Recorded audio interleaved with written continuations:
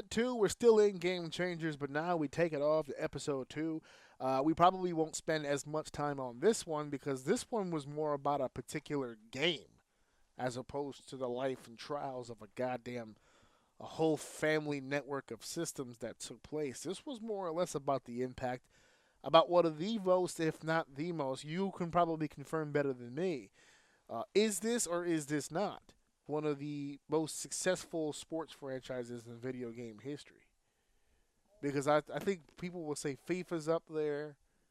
FIFA's up there, 2K's up there for the NBA, but I mean Madden football is an establishment.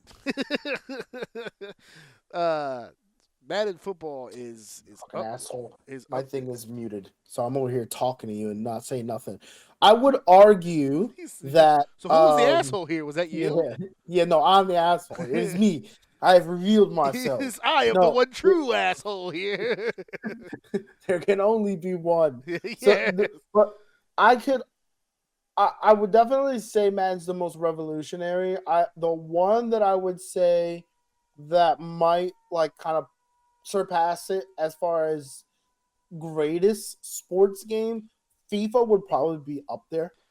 Yeah. By I probably could beat it like numbers wise. I would have to look at it. That's the only thing, like numbers wise. Like I don't think FIFA's successful tremendously here in the States, but around the world, FIFA is fucking. It's No, the goal. FIFA is huge in the States, dude. Is I it? didn't realize. I didn't listen. I did not know that until probably like my mid-20s, Oh. and I don't know what it was. I Which don't was know a which. long time maybe ago, by the way. maybe it was like fucking I don't know, one of the times where like the FIFA games were really first of all the sports games followed the formula of Madden, like just kind of way that it looked: white cover, sports name, famous person on the cover, NFL or I'm sorry, Madden across the front. Like if you go back and look at a lot of the cases and stuff like that, the formula's kind of like the same, the mechanics, the coding, the way that it worked. It was all built off the back of what Madden had done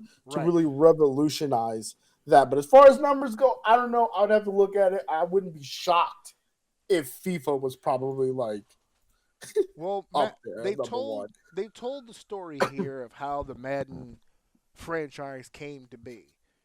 And I know you didn't get a chance to see the episode yet. And even if when we go over it right now, I still suggest you watch it because I'm gonna watch every single one of it's these. a hilarious interpretation because there's a gentleman by the name of Trip Hawkins, and he is a gangster. He is a true gangster. He don't give a fuck about your money, your family, your fucking situation. Fugazi, fuck you. He doesn't care. He doesn't care. Trip Hawkins, listen to me when I tell you this. Trip Hawkins fucking loves football. He loves football. No. He loves football. This motherfucker. First of all, he loves sports, but he really loves fucking football. Like he really fucking loves it. So there was a game way back when. I think you've seen it, but I doubt that you've played it. Stratomatic football. That was the thing where you put the little football players on the thing, and there's like cards and statistics and things like that. And you you go here, this happens here. You pull a card up. Oh, it's a first down. Like you have to. It's like a playing card game where you play football. Okay. And this is how people played at the time. And Trip was like, whack. Watch this. I'm going to make this better. So he made his own version of the game. It kept the foundation of how it's played. He just changed some things around, and it became a little bit more interesting for him and his friends. But that's the path he was down. I want to be able to play a version of football that is just fucking entertaining. It's great. It's ever changing. I just want to live in this world where this shit exists. So he was already 1 foot into the video game world as it was. So he was just like, all right, so what do we do? And consoles aren't really big yet. It's really about the PC games. So one of the first things that he was involved in was a game called Dr. J and Larry Bird. It was a floppy disk. And it was a one-on-one game. You're either Larry Bird or you're Dr. J. and you could play the game, and you dribble, you shoot. If you're Dr. J and you did a certain type of dunk, you could shatter the backboard, and the backboard would crumble down. And then an old man janitor comes by, and they can't talk, but you see the bubble, and they cursing Dr. J out, blah, blah, blah, blah. And then a new board comes up, and you keep playing. Now, Dr. J known for the dunks, so they made that a specialty of his. Larry Bird known for his great shooting and three-point range, so they made him a specialty at that. And this is kind of the beginning of it, but it's one-on-one. So he's like, because of that game, he learned two things. That at the time, athletes were getting reamed on endorsement contracts. Mm-hmm. And so the fact that they made Larry and Dr. J into the video game, but then kept them kind of in the loop, they had a really good working relationship. The athletes felt really good about working with the video game people. He built a nice little rapport there between these stars.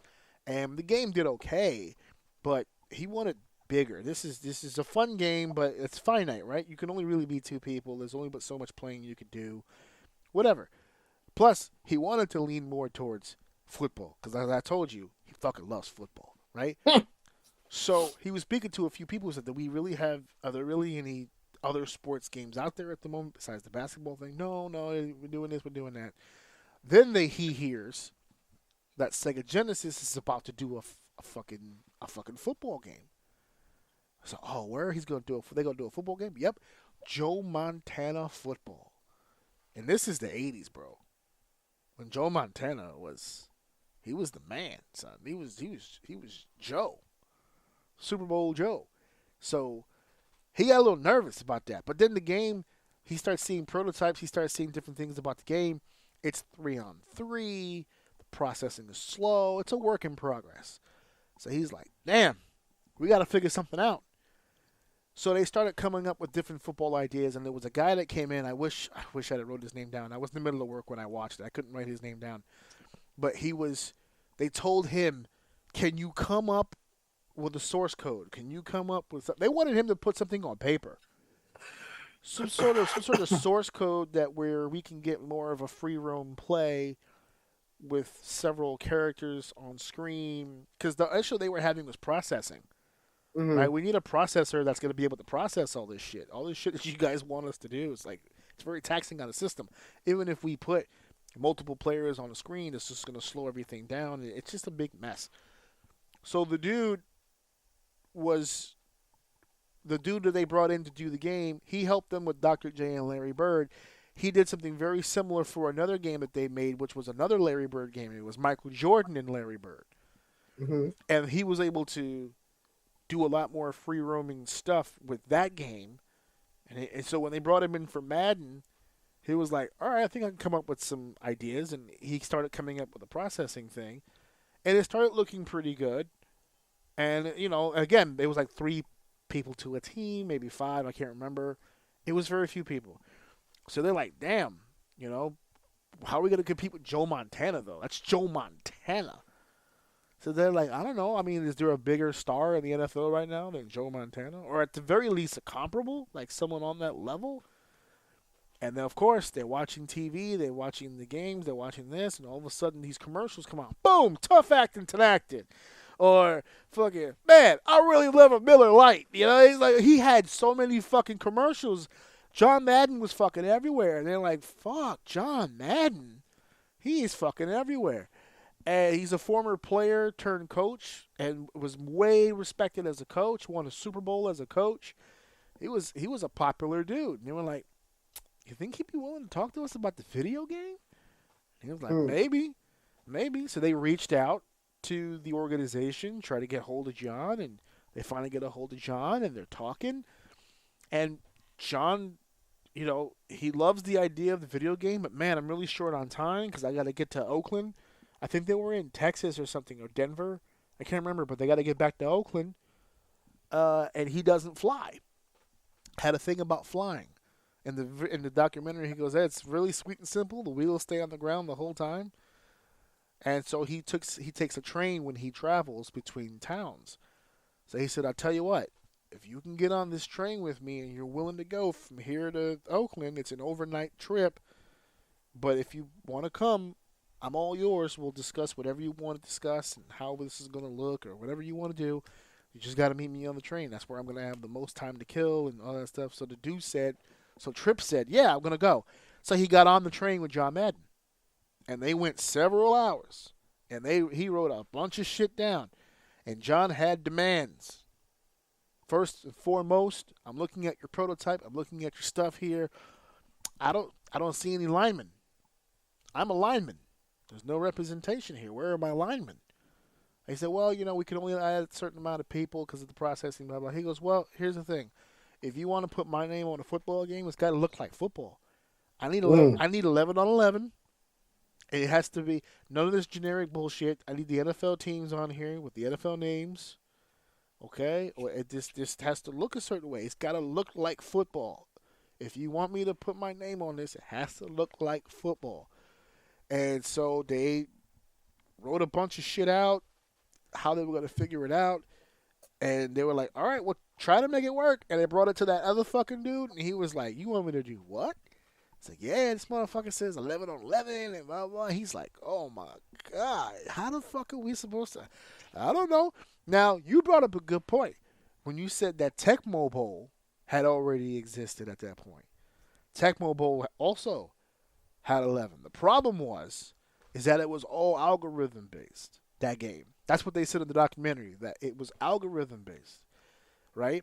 So, yes, it had a certain amount of teams. Yes, it had NFL names. And yes, they had 11 players on the field. But because of that, they had very little processing space.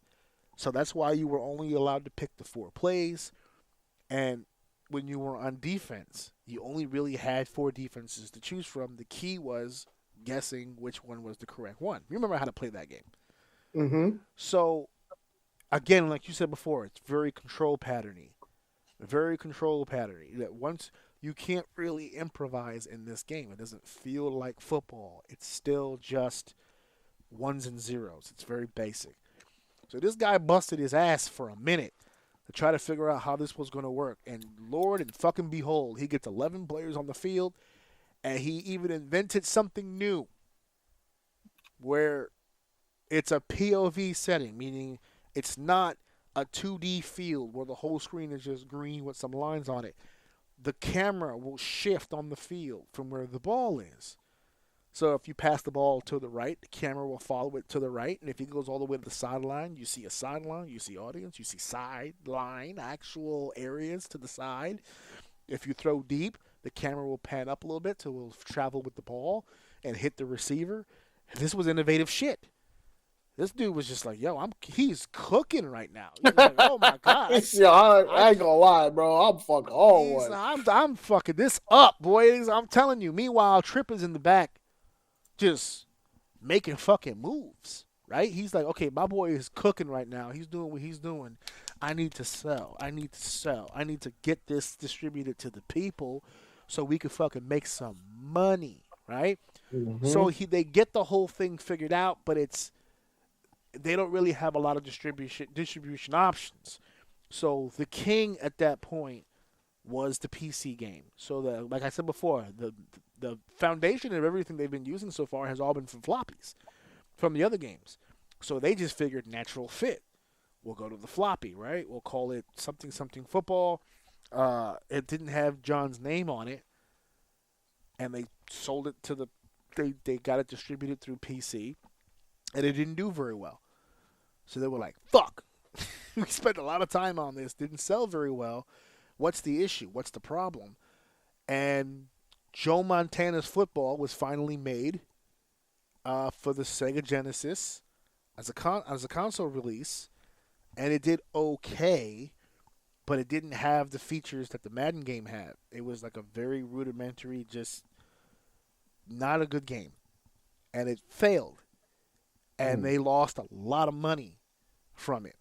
But in the wings was this... Oh, wait, I misspoke. I'm confusing that with another scenario. No, Joe's Football, if I'm not mistaken, it never actually released. They couldn't get it done in time because they wanted it to be put together for a Christmas release. and they couldn't get it done in time.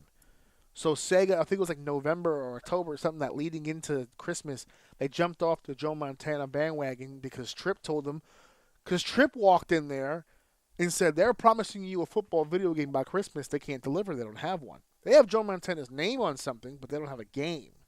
I got a game right now. And we put it on the PC, but it didn't hold the capacity. He gave some excuses. It was it limited us. Your system frees us. Your system with the 64 bits, we're able to do more. We're able to make bigger moves. It can work on the console. So they were like, well, can you get it to it by Christmas? Yeah, sure, why not? They didn't. But they got it released in January, which is close, I guess, close-ish. But when they brought it to Sega, it was not. Well, originally when they first signed on, it was, what was it? It was Sega Genesis Football, I think is what they called it originally. And then when they were told to rebrand it, because again the whole point was the Joe Montana thing, so that's when they threw Madden Football on it. It was called John Madden's American Football. That was the first one.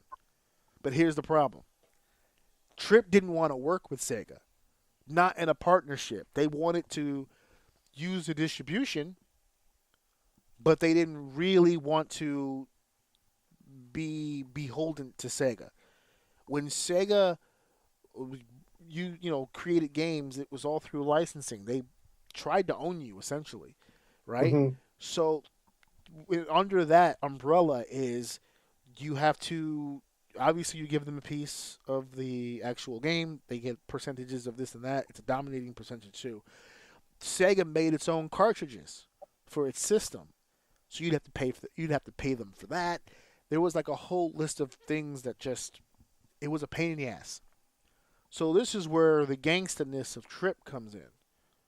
So Tripp signs a deal and says, here's what we're going to do. We're going to create a product for you. You're going to put it on your system. Everything will be great. Sega's under the impression that they're agreeing to their usual shit. He's not agreeing to anything except for the fact that you'll distribute the game that we give you. What they didn't realize was that Tripp hired a couple of his game producers, game designers, to sit in what was called a clean room, where you just clear everything out, you prep the table, everything, the gloves, the whole treatment, and you take a Sega Genesis and you break the whole fucking thing apart, and you put it back together, and you fiddle with it, and you basically find out all the nooks and crannies of how this works. And what they did was they created their own cartridges so that they didn't have to pay Sega for the cartridges. They said, no, we're going to make our own cartridges. We're going to make the game here in-house, and we're going to give to you to distribute and sell for us. And Sega said, no, you can't do that. That's a gimmick infringement. Not gimmick, but you get what I'm saying. It's an IP situation where there are cartridges for our system. We make them. You pay us for us to make them. That's how this works. And Tripp said, no, because at the time this was happening, Sega wasn't a thing yet. I don't even know if Sonic was out yet.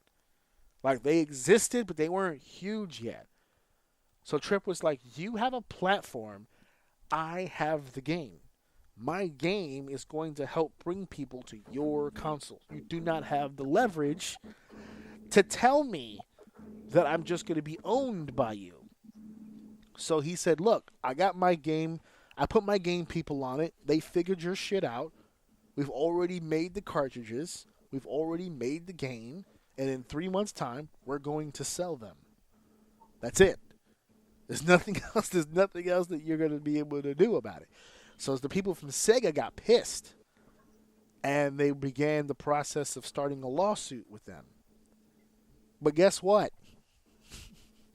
Sega tried to sue Tripp, and Tripp basically told them, you can sue me if you want, but you can't stop what's happening here because we already know how to crack your code. We know how to make your cartridges. We know how to put the whole thing together. You can sue us and put us out of business. That's fine. But if you do that, I'm giving that recipe to everybody else that's in the game today, and they're going to come for you, and they're going to come for your company, and they're going to put you out of business. Or we could work out a deal between me and you. Me and you. We'll work out a sweet little deal, me and you. So you tell me, because I'm going to tell you what the deal was here. You tell me who won this deal or not. Okay? The concessions made from Sega for the lawsuit to EA Sports, there was 5 of them. The first one is that they were going to pay Sega $2 per cartridge, which is a sale because what they charged everyone else was $10. So EA Sports only had to pay $2 for the cartridge. They were allowed to manufacture their own cartridges, meaning because they know how to now, they didn't actually need Sega to produce cartridges for them. They just had to get out of their way so that they can make the cartridges. Now, mind you, you know exactly what I'm talking about. I'm about to unlock a memory for you because when I saw it on the thing, I went, oh yeah, think of a Sega cartridge, right? Black, the little sticker on the front, pop it in, boom, on top. That's a Sega cartridge. You remember that the sports ones were taller with the yellow tab? Mm-hmm. That's an EA Sports cartridge. Mm. That wasn't a Sega cartridge. That's why they look so different. We've been using those cartridges. We were using those cartridges for fucking years and didn't realize we were using bootleg cartridges. The yellow tab. I'll never forget that yellow tab ever in my life. I always figured that's what helped start the game. I used to push down right there. Boom. There you go. Start. Anyway, number 3. They can make as many games as they want as opposed to the limit that Sega had in place, a lot like Nintendo had. They had no limit. Number 4, creative freedom. They can make as many games as they want, including any subject matter that they want. And then 5, there was a cap on royalties after 2 million units sold. That means for the first 2 million, they paid X amount of dollars. After that, they paid nothing. So who won that? I'm going to go with EA on that one. Basically, you get to do whatever you want. You pay me a dime for the fucking cartridges, and you get to put out as many as you want, whenever you want, however you want. Cool. Yeah, don't worry. That same fucking attitude is here today with EA, so you're good. They're still. They love doing. They're still pricks. They're still pricks. Oh yeah. Well, they've made the money. Yeah, well, they make money, that's for sure. EA Sports. It's in the game. Come on, dude. That sound effect used to make you a blood rush. Yeah, back when games were good. Oh, here we go. Back in my day. Yeah. I mean, listen. I grew up in a weird time, and I'm not saying that like these things don't exist, because I'm sure like the people today have things as well that like are going to be different later, that may be better or for worse, whatever the case may be. Right. But like I grew up in a time where like 2 huge things today, massive, like world-changing things, started when I was a youth, and that's the internet and video games. Yep. And both of those are completely fucking night and day difference today than they were then. Yep. So although I'm not disagreeing with the generation before me, and I'm sure the generation after me are going to have those back in my day feelings too, I truly believe like the way the world has evolved back in my day kind of hits different for my group of people than fucking like anybody else did. Because it's like we grew up with I would say that I legitimately grew up with internet. I would say that I have now. My experience with it is a little bit more fortunate because we were able to have like internet and stuff like that, where back when that was really coming out, it was a luxury. Like having internet was no different than like having a PlayStation nowadays. It's like it's just something that all houses didn't have. And you could get online. Let me rephrase that, because you can't get online with a phone connection, which a lot of people had in their home. but it wasn't optimal, like fucking at all, to use that. It was the broadband or the high speed internet Which that came really way kind of, later, yeah. yeah, which kind of revolutionized that. But along came online gaming, and like for one of the first online gaming was that I remember. Now I know there was some like with Ultima Online and stuff, but with the PC stuff, but I wasn't into the PC, so that's a whole nother genre of stuff that has to do with early gaming internet that I had nothing to do. I don't know anything about. But on the console side, I remember the PlayStation from my memory. I think Xbox may have came with it first, but maybe didn't use it. I didn't have an Xbox.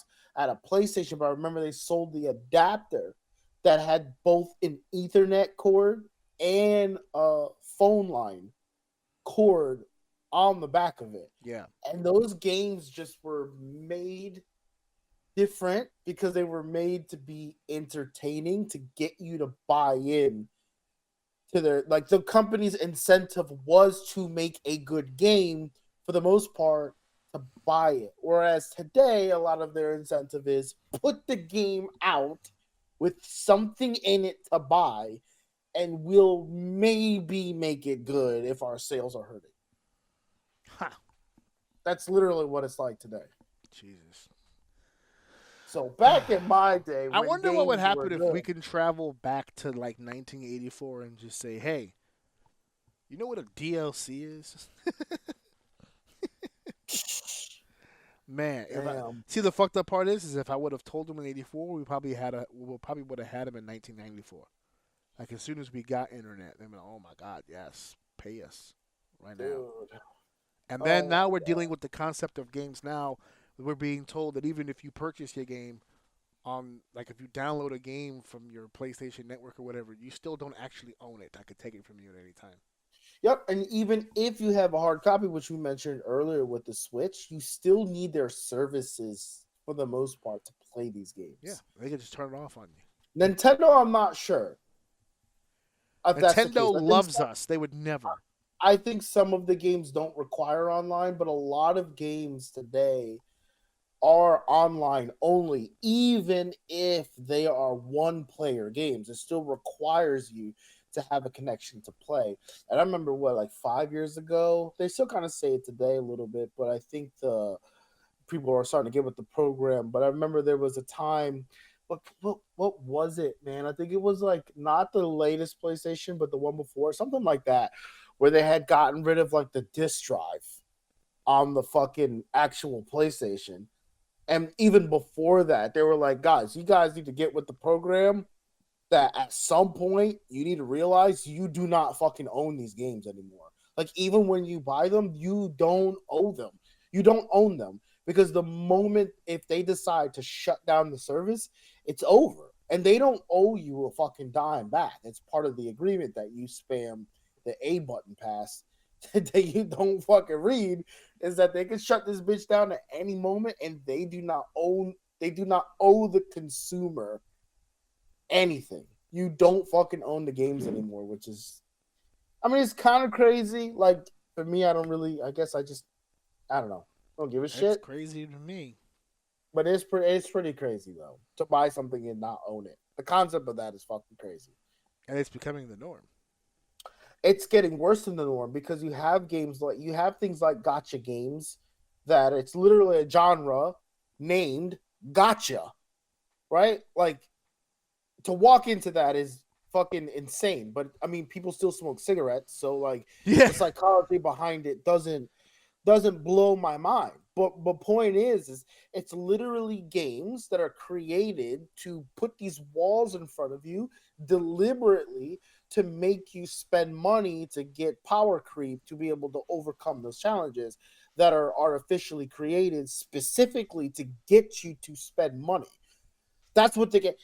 And when you spend the money, it's like, okay, cool, I have it. But one of two things happen. Either the game sucks and it shuts down, which the facade behind that is that it won't shut down because it's so popular and makes a lot of money. Or two, you just decide, I'm bored with this, after you've dropped $10,000 on a game. And then just, you put that you don't even put it. It's on your phone, but like you're not interacting with it. It's not producing any value to you. So at that point, it's pretty much you could just say that it's dead, and it's money that just goes into the abyss that does nothing for you. And people love these things. I can show you a list right now of the top 20 gacha games that make well over millions of dollars each individual game. Jesus. Back in my day, Back in my days. Boy, I bet you miss Ninja Gaiden now. Fucking play that thing for 20 hours, be done with it, and you still only spend, I don't know, how much were fucking games back in the day? I don't even know, to be honest with you. I didn't buy any. I was a kid. But they're like $30, $40, $50. You're in the right range, I think. They were saying that some of their games, when we were looking at some of the older consoles, like that, like $30, $40 a goddamn game. It's relative because inflation, if you account for it, it's about the same as it is right now. So that's, yeah. I can give you all the things that you wanted before.